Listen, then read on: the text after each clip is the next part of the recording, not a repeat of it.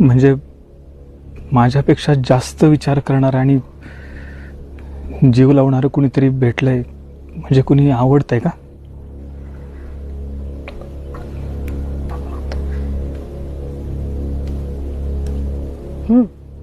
हा?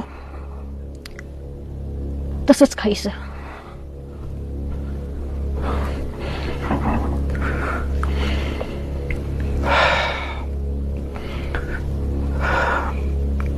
तसं असेल ना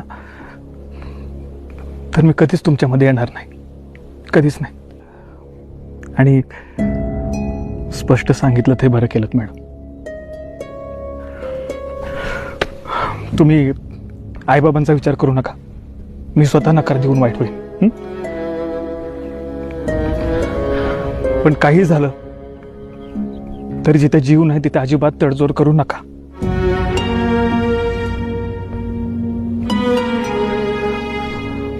काळजी घ्या.